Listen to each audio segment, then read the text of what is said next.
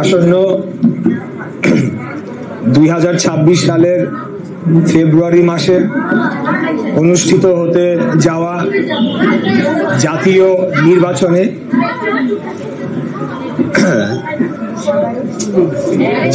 নির্বাচনে বাংলাদেশ জাতীয়তাবাদী দল বিএনপিকে জনগণের মাঝে তুলে ধরে এবং একটি নির্বাচনের মাধ্যমে একটি গণতান্ত্রিক রাষ্ট্র প্রতিষ্ঠার লক্ষ্যে আমাদের নেতা দেশনায়ক জনাব তারেক রহমান কর্তৃক ঘোষিত 31 দফার বাস্তবায়নের লক্ষ্যে এবং আগামী নির্বাচনে বাংলাদেশ জাতীয়তাবাদী দল বিএনপির অবস্থানকে আরো সুদৃঢ় এবং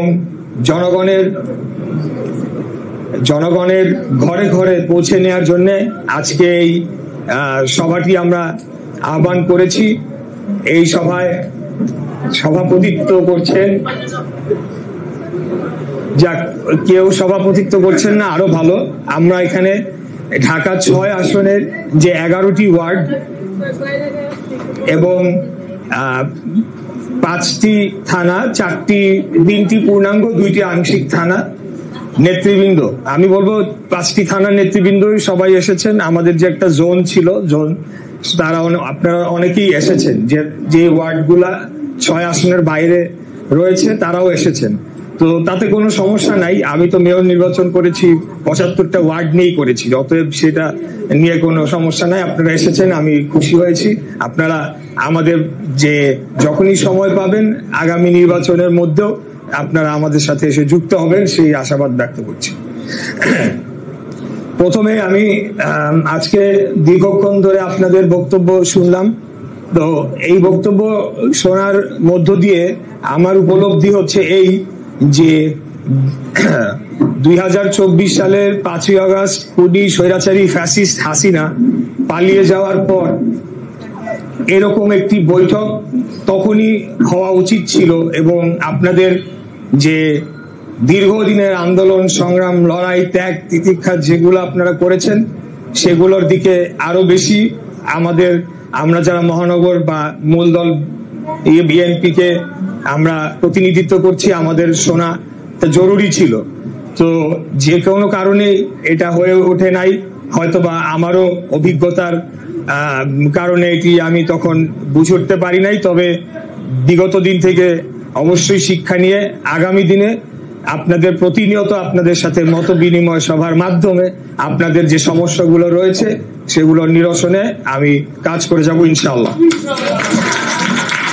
এখানে অনেকগুলো যে বিষয় উঠেছে, আমি একটা একটা করে জবাব না দিয়ে সার্বিকভাবে ওই প্রশ্নগুলোর উত্তর দিয়ে আমার মূল বক্তব্য চলে যেতে চাই। এখানে অনেকেই বলেছেন যে আমার বাবা চাকরি দিয়েছেন মহান আল্লাহ তাআলা, উনি ছিলেন উসিলা, ওনাকে আপনারা সুযোগ করে দিয়েছিলেন। আপনারা ওনাকে 91 সালে খুনি স্বৈরাচারী ফ্যাসিস্ট হাসিনা বিরুদ্ধে বিপুল ভোটে জয়লাভ করে একজন তরুণ সংসদ সদস্য পাঠিয়েছিলেন।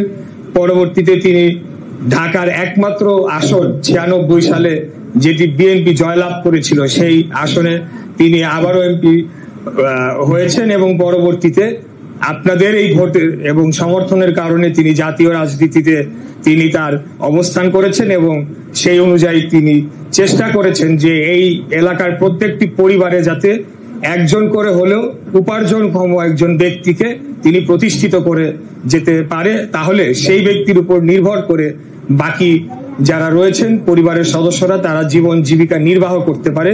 সেই জন্যই হয়তো আপনাদের এই যে চাকরির বিষয়টি যে বারে বারে উঠে আসছে, আমার মনে হয় উদ্দেশ্য ওনার সেটি ছিল। তো আমি আপনাদেরকে বলতে চাই যে প্রথমে 2টি বিষয়ে আগে আলোকপাত করতে চাই। আগামী নামাজ আজান তো দিচ্ছে না, একটা তো হয়েছে। তো আপনারা নিশ্চয়ই জানেন যে আগামীতে যে ফেব্রুয়ারি মাসে যে জাতীয় নির্বাচনটি অনুষ্ঠিত হতে যাচ্ছে সেটি নিঃসন্দেহে একটি ঐতিহাসিক নির্বাচন তো বটেই, পরপর 3টি ভুয়া ডামি মধ্যরাতের নির্বাচন সহ যেভাবে খুনি স্বৈরাচারী ফ্যাসিস্ট ডাইনি হাসিনা গুম খুন হত্যা নির্যাতন থেকে শুরু করে এমন কোন অত্যাচার নাই যেটা বিরোধী রাজনৈতিক মত এবং দমন পীড়নে ইনি ব্যবহার করেন নাই, যার এখানে অনেকেই ভুক্তভোগী রয়েছেন। আমরা সকলেই কম বেশি জেলখানায় গিয়েছি, সেখান থেকে আমাদের মহিলারা পর্যন্ত রক্ষা পায় নাই। এবং আপনারা জানেন যে খুনি হাসিনার আমলে বাংলাদেশটা বাংলাদেশ রাষ্ট্র হিসাবে ছিল না, এটাকে ভারতের কাছে সে ইজারা দিয়ে দিয়েছিল। সে ভারত যেভাবে বলতো সেভাবে রাষ্ট্রটাকে তারা পরিচালিত করেছে। হাসিনা ক্ষমতায় আসার কয়দিনের মধ্যেই আপনারা দেখেছেন যে একটি ষড়যন্ত্র বলবো না, এটা একটা বহির শত্রুর আক্রমণ বাংলাদেশের ভিতরে বিডিআর পিলখানায় আমাদের 57 জন মেধাবী অফিসার দেশপ্রেমিক অফিসারদেরকে কিভাবে নৃশংসভাবে হত্যা করা হয়েছিল তার কিন্তু আজ পর্যন্ত আমরা এই বর্তমান সরকার আসার পরে ভেবেছিলাম হয়তো কোনো একটা অদৃশ্য কারণে তার কোনো বিচার আমরা অগ্রগতি সেভাবে দেখতে পাই নাই। এরপরে আমাদের দলের উপরে কি কি হয়েছে সেটা তো আমরা জানি, সেটা তো আমরা বলি। আমাদের নেত্রীকে যেদিন তার বাসস্থান থেকে যে নির্মম ভাবে বের করে দিল সেদিনই তো বাংলাদেশ ধ্বংস হয়ে গিয়েছে। যদি আমরা আমাদের নেত্রী দেশনেত্রী বেগম খালেদা জিয়ার মতো একজন নেত্রীর নিরাপত্তা নিশ্চিত না করতে পারি, এই বাংলাদেশে আর কোন ব্যক্তির নিরাপত্তা নিশ্চিত হতে পারে এটা আপনার চিন্তা করে দেখেন।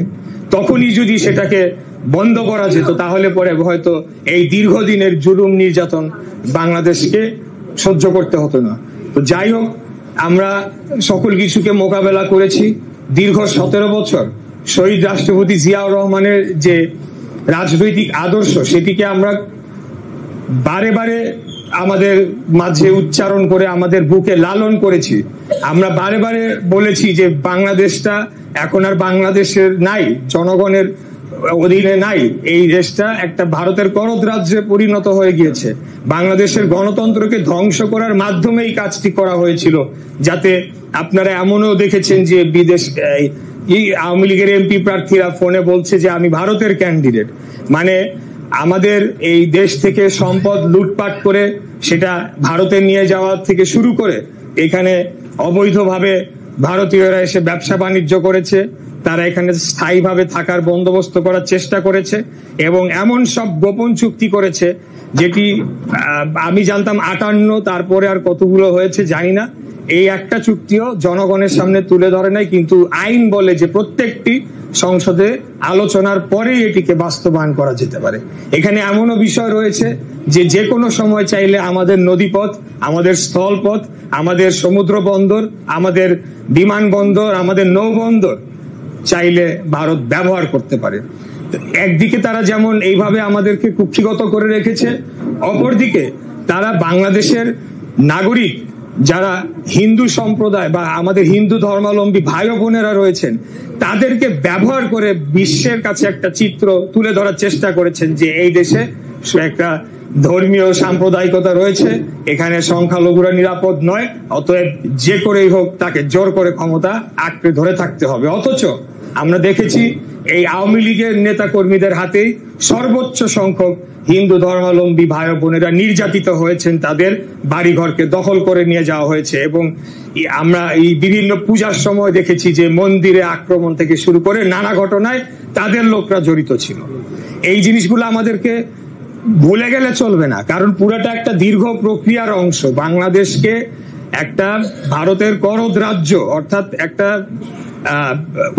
উপদেশ মহাদেশে তৈরি করার জন্য কিন্তু এই দীর্ঘ পরিকল্পনা বাস্তবায়ন করা হয়েছিল। এটির বিরুদ্ধে বাংলাদেশ জাতীয়তাবাদী দল বিএনপি, শহীদ প্রেসিডেন্ট জিয়াউর রহমান, যিনি 71 সালের সেই 25শে মার্চ যখন রাজনৈতিক নেতারা পালিয়ে গেল অথবা স্বেচ্ছায় গ্রেফতার হয়ে গেল, 36 বছর বয়সে একজন মেজর, এটা আমি বারে বারে বলি কথাটা, আমার বয়স 38, উনি 36 বছর বয়সে কিভাবে তিনি একটা পরিকল্পনা করেছেন, কয়েকদিনের পরিকল্পনার মাধ্যমে তিনি কালুরঘাট বেতার কেন্দ্র দখল করে সেখান থেকে তিনি যুদ্ধের ঘোষণা দিয়েছেন।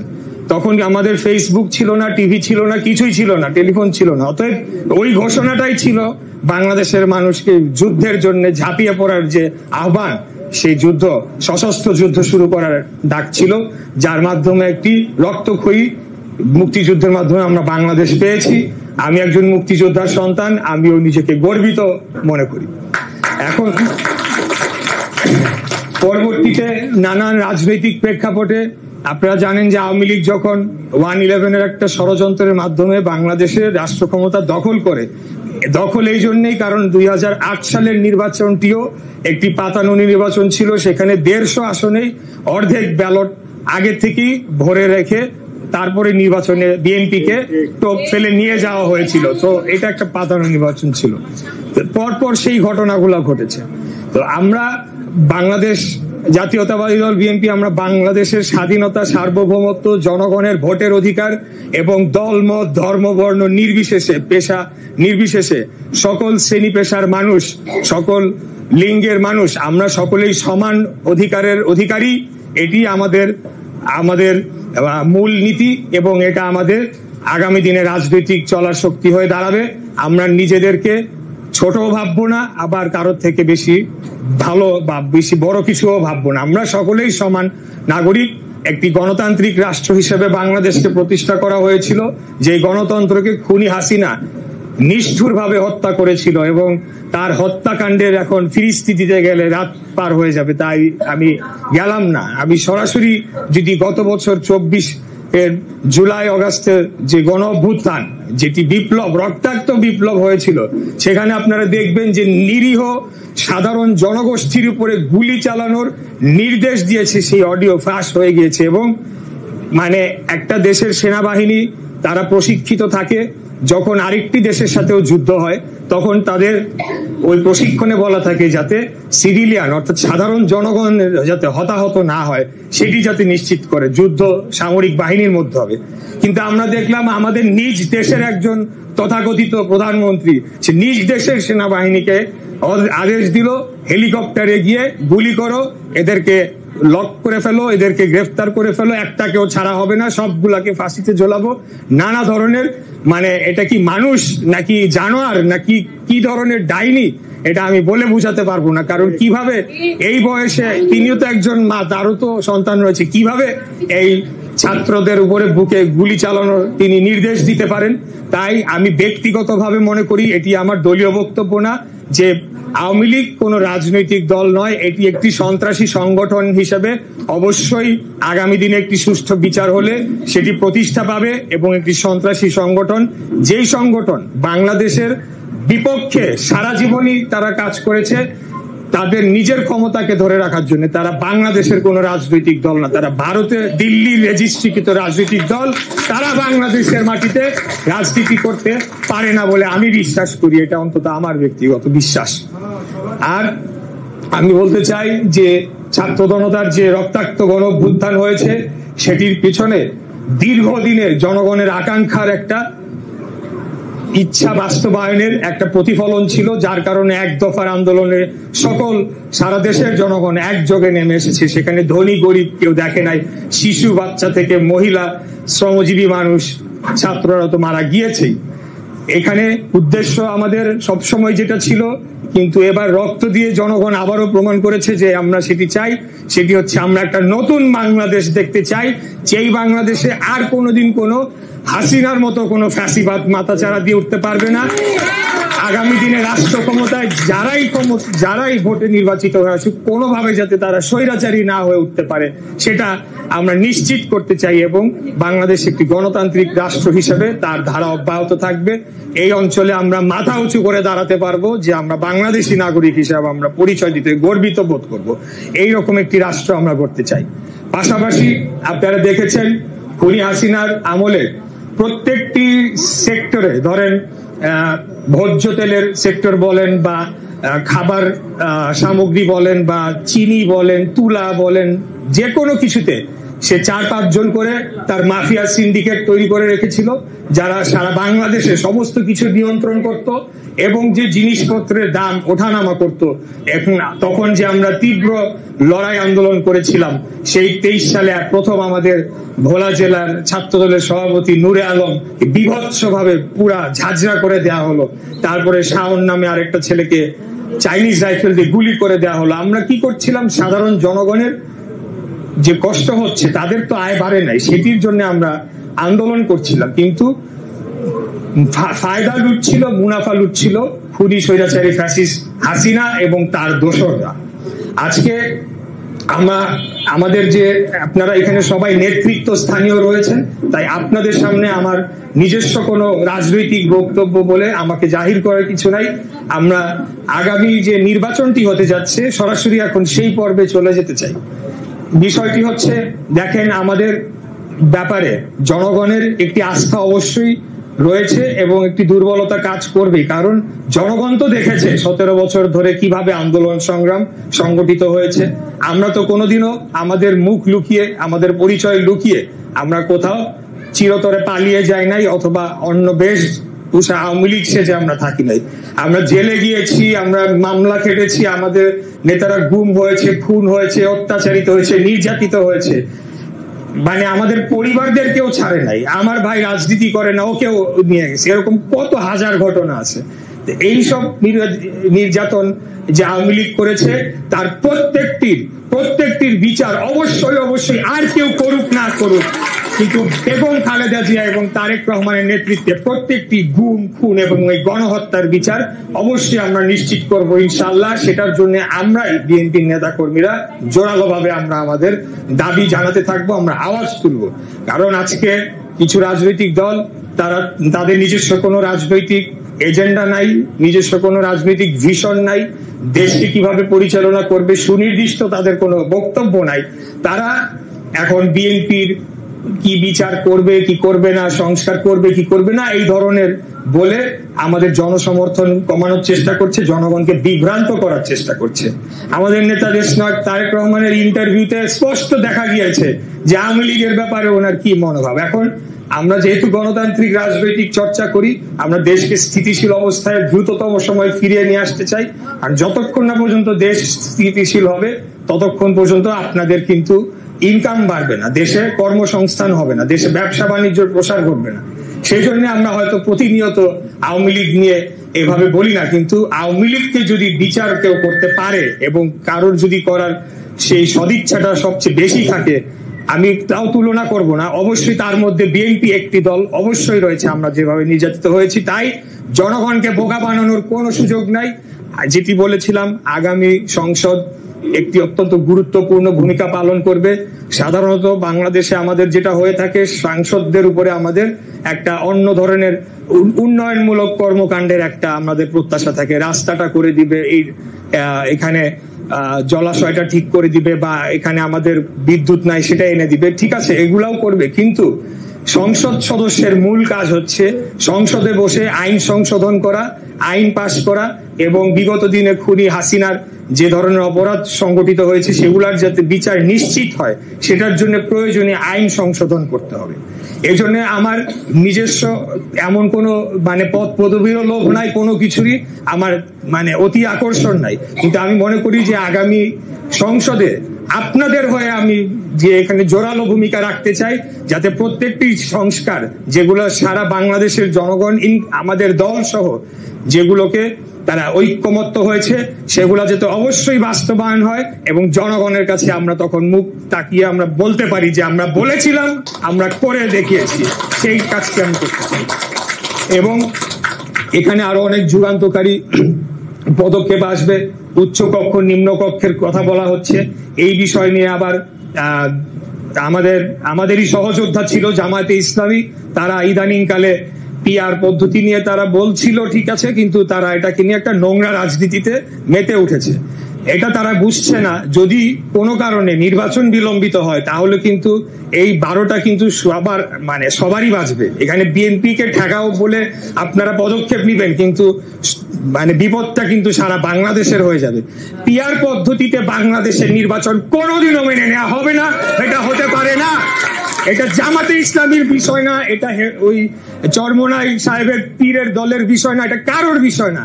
বাংলাদেশের স্বাধীনতা রক্ষা করতে হলে এই মুহূর্তে পিআর পদ্ধতির আলোচনা যারাই করবে তারা বাংলাদেশের শত্রু, তারা রাষ্ট্রের শত্রু। এটা আমি কেন বলছি? বিএনপির পক্ষে না, আমি এখনই যুক্তি দিব আপনাদেরকে। কিছুদিন আগে আপনারা দেখেছেন খাগড়াছড়িতে কি হয়েছে, কি ঘটনা ঘটেছে। সেখানে সেনাবাহিনীর উপরে হামলা করা হয়েছে এবং এটা একটা ন্যাক্কারজনক পরিস্থিতি তৈরি করা হয়েছে। তার আগে আপনারা, এখন ইদানিং নিউজ কম আসে, আপনারা লক্ষ্য করবেন মায়ানমার বর্ডারে আমাদের লোকজন যেতেও ভয় পায়, কারণ গোলাগুলি হচ্ছে, তাদের খেতে কৃষিকাজ করতে তারা যেতে পারে না। তো এখন পিআর পদ্ধতির মধ্যে দিয়ে একটা সুযোগ তৈরি হতে পারে যে নির্দিষ্ট কোনো জনগোষ্ঠী যারা বাংলাদেশের স্বাধীনতার জন্য হুমকি স্বরূপ, বাংলাদেশকে এক দেখতে চায় না, বাংলাদেশকে দ্বিখণ্ডিত ত্রিখণ্ডিত করে ফেলতে চায়, একদল পারলে ভারতের সাথে চলে যেতে চায়, যেটা নেপালের পার্লামেন্টে হয়েছিল। এই ধরনের ব্যক্তিরা যদি পার্লামেন্টে আসে, সুযোগ পায় এবং প্রতিনিয়ত তারা বাংলাদেশে বলে যে পার্বত্য চট্টগ্রামকে স্বাধীন করতে হবে, স্বায়ত্ত শাসন দিতে হবে, আমাদের হিন্দু সম্প্রদায়ের যারা ভাই বোনেরা রয়েছেন তারা অত্যাচারিত, নির্যাতিত, ইতিমধ্যে অনেক অপপ্রচার তো হচ্ছেই, এবং এটার জন্য তখন আরেকটি রাষ্ট্র আমাদের ভেতরে হস্তক্ষেপ করার সুযোগ পাবে। এই ধরনের নানাবিধ সমস্যা তৈরি হবে। আমার কথা হলো জামাত ইসলামী তারা যদি আসলেই তারা বলে থাকে এবং মিন করে থাকে যে ৭১-এর জন্য তারা দুঃখ এবং ক্ষমা প্রকাশ করেছে, এখন তারা বাংলাদেশ ফার্স্ট বা প্রো বাংলাদেশি রাজনীতি করতে চায়, এই জিনিসগুলো তাদেরকে সবার আগে তাদের মাথায় আসা উচিত ছিল, বিশ্লেষণ করা যে পিআর পদ্ধতি যে কি কি ঝুঁকি তৈরি হতে পারে। কিন্তু না, তারা কি করলো, একদিকে ঐক্যমত আপনি টেবিলেও আলোচনা করতেছেন, আবার বাইরে একটা কর্মসূচি নিয়ে গেলেন। আরে ভাই, এগুলো তো আমরা বুঝি, আপনাদের অন্য কোনো কর্মসূচি নাই, রাজনৈতিক আন্দোলন নাই, ইস্যু নাই। এখন কি করতে হবে, বিএনপি কে বিরোধে রেখে একটা ইস্যু দাঁড় করায় যদি আমরা একটু লাফালাফি করি, আমাদের 5টা ভোট বাড়তে পারে, বিএনপির 5টা ভোট কমতে পারে।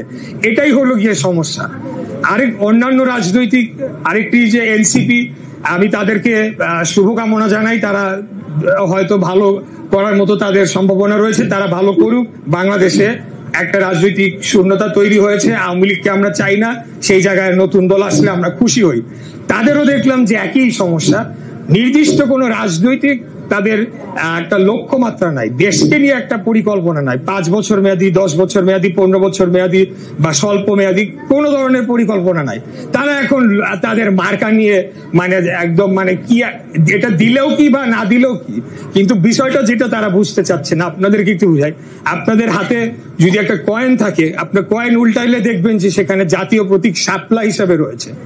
তো এখন বলছে যে জাতীয় কাঁঠাল থাকতে, কাঁঠাল তো জাতীয় প্রতীক নয়, এটা জাতীয় ফল, এবং জাতীয় কোনো বিষয় না থাকাটাই ভালো, কিন্তু জাতীয় প্রতীক তো অবশ্যই এটা থাকলে পরে এখানে একটা অসম একটা পরিস্থিতি তৈরি হবে নির্বাচনের। তো তখন তো মনে হবে যে শাপলা চত্বরটা হলো তাহলে এনসিপির সারাদিনই প্রচারণা হতে থাকবে, অন্য দলগুলা বঞ্চিত হবে। এ কারণে সম্ভবত দোয়েল যেহেতু টাকার উপরে ছিল, সেটাকেও সম্ভবত নির্বাচন কমিশন বাদ দিয়েছে। তো এগুলা আমি মনে করি যে তারাও কিন্তু জানে এগুলা, কিন্তু যেহেতু অন্য কোনো ইস্যু নাই, এক গরম কথা বললে তারা মনে করছে জনগণ তাদেরকে পছন্দ করছে। সেটি ছিল ভাই 5 তারিখের আগে হাসিনাকে যখন আমরা রক্তচক্ষু দেখি আমরা আন্দোলন করেছি, তখন আমরা নানা ধরনের হুমকি দিয়েছি, আমরা যা যা বলার বলেছি, কিন্তু আজকের দিনে মানুষ কিন্তু আমাদের মুখের ভাষা দিয়ে আমাদেরকে জাজ করবে যে আমরা কতটুকু শালীনভাবে আমাদের বক্তব্য পেশ করতে আসি। আমরা তো এখানে মাস্তানি করতে, মাফিয়া সিন্ডিকেট বানাইতে আসি না, আমরা জনগণের ভোটে নির্বাচিত হয়ে সাময়িকভাবে রাষ্ট্র পরিচালনার দায়িত্ব নিতে চাচ্ছি, অতএব আমাদেরকে সেই রকমই আচরণ করতে হবে।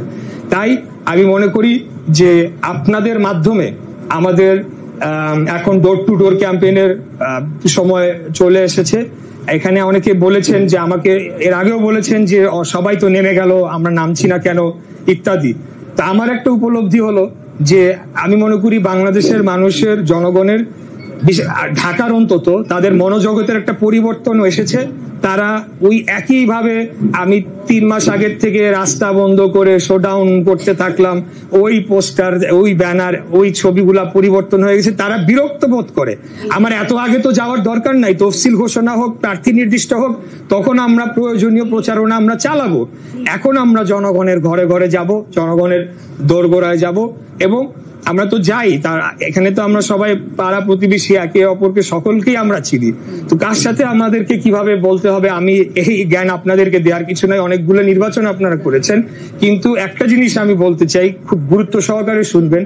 আমি মনে করি যে আমার নির্বাচনের সবচাইতে মূল শক্তির জায়গা, যদি কোন ধরনের ঝুঁকি থেকেও থাকে, কিন্তু জিতিয়ে নিয়ে আসার জন্য যদি কেউ থাকে, সেটা মহিলা দল আমাকে বের করে নিয়ে আসতে পারবে। মহিলা দল বের করে নিয়ে আসতে পারবে, তাদের সেই সংখ্যক ভোট রয়েছে। এবং আমি মনে করি যে তারা, আপনারা যখন বিভিন্ন জায়গায় যাবেন, কথা বলবেন, আপনাদেরকে দেখে আমি নিজেও সেটি উপলব্ধি করতে পেরেছি যে আপনারা মন থেকে কথাগুলা বলছেন, মন থেকে আমাকে ভালোবাসছেন, আমার বাবা প্রতি শ্রদ্ধা দেখাচ্ছেন। তো এই বিষয়গুলাও জনগণও ভালো চোখে দেখে, ভালো জিনিস সবাই ভালোভাবেই দেখে। তো আপনারা, এখন আমি একটু আমাদের যে কাঠামোগত বিষয়ে চলে যেতে চাই। আমরা অবশ্যই ঢাকা 6 আসন থেকে একটা নির্বাচনী আসন বা নির্বাচন পরিচালনা কমিটি আমরা তৈরি করব। এখন একটা বিষয়, কেউ কেউ হয়তো ইতিপূর্বে আপনাদের মাঝে কিছুটা বিভ্রান্তি তৈরি করতে পারে। আমি এখন সময় হয়ে এসেছে, আমি স্পষ্ট করতে চাই যে কেউ বলতে পারে যে উনি তো মেয়র করেছেন, এমপি করবেন না, এই ধরনের কিছু কথাবার্তা বলে সাধারণ জনগণকে বিভ্রান্ত করতে পারে। তো এই জায়গায় বক্তব্য খুবই স্পষ্ট। 2018 সালেও আমি দলের মনোনয়ন পত্র কিনেছিলাম এবং বাংলাদেশ জাতীয়তাবাদী দলের পক্ষ থেকে 1 নম্বর প্রথম মনোনয়নটি আমাকেই দেয়া হয়েছিল। কিন্তু যেহেতু একটা ঐক্য ফ্রন্টের সাথে একটা জোট করেছিল এবং সেই জোটের প্রধান নেতা তিনি নির্বাচন করছিলেন না, তাই দ্বিতীয় যিনি নেতা তিনি ঘটনাবশত এই আসনে পড়েছিলেন। বিধায় দল এবং আমার নেতা দেশনায়ক জনাব তারেক রহমানের নির্দেশে আমি সেখানে তখন ছাড় দিয়েছিলাম। অতএব আমি মেয়র নির্বাচনের আগেও আমি সংসদ নির্বাচনের সমস্ত প্রক্রিয়া সম্পন্ন করে আমি পার্টিসিপেট করার জন্য কিন্তু আগে থেকেই প্রস্তুত ছিলাম। তো যাই হোক, পরবর্তীতে স্থানীয় সরকার নির্বাচনের সময় যখন আসবে তখন দেখা যাবে, তখন দেশের আইন যা বলবে সেই অনুযায়ী যদি যা দল আমাকে যে নির্দেশনা দিবে সেটা পালন করব। কিন্তু বর্তমানে আমাদেরকে এই যে আগামী এই সংসদটা আবারও বলছি অত্যন্ত গুরুত্বপূর্ণ। এই সংসদে যদি আমরা করতে পারি তাহলেই করতে পারলাম, বাংলাদেশের আগামী ইতিহাস 30-40 বছরের জন্য এটা পরিবর্তিত হয়ে যাবে। আর যদি কোনো কারণে ব্যর্থ হয়, যেটা ব্যর্থ করার জন্য হাসিনার লোকজন বসে আছে, আবার যারা হয়তোবা অনেক এখন তারা ক্ষমতায় চলে আসছে মনে করছে, কিন্তু হয়তো শেষ বেলায় গিয়ে ভোটের হিসাবে যাওয়ার পরে তাদের কিছুটা মনক্ষুণ্ণ হতে পারে, তখন দেখা গেল সবাই মিলে তখন বিএনপির বিরুদ্ধে চলে যেতে পারে। আমি এটা তো অসম্ভব কিছু মনে করি না, কারণ বিএনপি একমাত্র দল যারা, একমাত্র না বললে সর্ববৃহৎ দল যারা কোনোদিনও বাংলাদেশের স্বাধীনতা, সার্বভৌমত্ব, প্রভু রাষ্ট্রের কাছে আমাদের দাসত্ব না মেনে নেওয়া এবং বাংলাদেশের জনগণের ভোটের অধিকার নিশ্চিত করা, বারবার বাংলাদেশে গণতন্ত্রকে প্রতিষ্ঠা করা, বাকশালকে বিলোপ করে বাংলাদেশে আবারও গণতন্ত্র প্রতিষ্ঠা করা এবং বহুদলীয় গণতন্ত্র প্রতিষ্ঠা করা, এই সকল কিছুর জন্য আমাদের বাংলাদেশ জাতীয়তাবাদী দল বিএনপির কর্মী আমরা কৃতিত্ব নিতে পারি এবং আমরা জনগণকে বলতে পারি অবশ্যই আমাদের অনেক ভুলভ্রান্তি বিগত সরকারের আমলে হয়েছিল, কেন হবে না, আমরা ফেরেশতা না, হতেই পারে। এবং বিগত 1 বছর 5ই আগস্টের পরে আপনারা দেখেছেন যে আমাদের দলের নাম পরিচয় ব্যবহার করে কিছু লোক মানে দেশের বিভিন্ন জায়গায়, এবং দুষ্ট লোক তো সবখানেই থাকে, তাকে আমি বিএনপি দিয়ে আইডেন্টিফাই করব না কি দিয়ে আইডেন্টিফাই করবো আমি তো জানি না। সে হয়তো 5 তারিখের আগে আওয়ামী লীগ ছিল, এখন সে বলতেছে বিএনপি বলে সে তার চাঁদাটা উঠাচ্ছে, এরকম ঘটনাও তো ঘটেছে। তো এই জিনিসগুলা বিরুদ্ধে আমাদের নেতা তো শুরু থেকেই উনি বারংবার বলে আসছেন এবং উনি আশা রাখি ইনশাল্লাহ আগামী কিছুদিনের মধ্যেই উনি বাংলাদেশে প্রত্যাবর্তন করবেন। তখন এই যে যারা যে আমলনামাগুলো আপনারা অভিযোগ দিয়েছেন যে পুরুষরা করছে, তাদের কিন্তু বিএনপি কোনো ঠেকা পড়ে না, বিএনপি তাদেরকে জায়গা দিবে না। বিএনপি কোনো ফৌজদারি অপরাধের সাথে যুক্ত, জনগণকে নিপীড়নকারী কোনো কর্মের সাথে যুক্ত অথবা দলের সুনামকে ক্ষুণ্ণ করার জন্য যুক্ত কোনো কাজে যদি কেউ জড়িত থাকে, সেটা যত বড় নেতাই হোক, সোগস কিন্তু সর্বোচ্চ পর্যায়ে গিয়েছে, 7,000 জনকে কিন্তু বহিষ্কার করেছে। তাই হতাশ হওয়ার কিছু নাই, আমরা সামনের দিকে আশা রাখতে চাই। অতি দ্রুত, অতি শীঘ্রই আপনারা দেখবেন আমাদের নেতা উনি আসবেন, এবং ইনশাল্লাহ আপনাদের সামনে এতটুকু অন্তত গর্ব করে বলতে পারি, একটা প্রোগ্রাম নেতাকে নিয়ে ধোলাইখালে আপনাদেরকে নিয়ে বিশাল ভাবে করবো ইনশাল্লাহ। এটার জন্য আমি সর্বোচ্চ ভাবে চেষ্টা করব। আমাদের নেতা যাতে উনি আসেন, আপনাদের সাথে পরিচয় হন, আপনাদেরকে দেখেন, চিনেন, এবং এখানে উনি ওনার একটি বড় ধরনের নির্বাচনী প্রচারণার মাধ্যমে ঢাকায় একটা গণজোয়ার তুলেন, যে গণজোয়ারের মাধ্যমে বাংলাদেশ জাতীয়তাবাদী দল বিএনপি জনগণের কাছে যাবে। আমরা বলছি না আমরা ক্ষমতায় চলে আসতেছি, আমরা আসলেও এখনো জানি না কি হবে, কিন্তু আমরা চাই জনগণ ভোট কেন্দ্রে যাবে এবং তারা ভোট দিয়ে তাদের পছন্দসই সরকারকে নির্বাচিত করবে। আমি অনেক কথা বলতে গিয়ে যে গুরুত্বপূর্ণ বিষয়গুলা এড়িয়ে বা আমার হয়ে গিয়েছি, একটু বলতে চাই। সেটা হলো ঢাকা 6 আসনে মহিলা নারী ভোটার সংখ্যা মোট 1,38,886।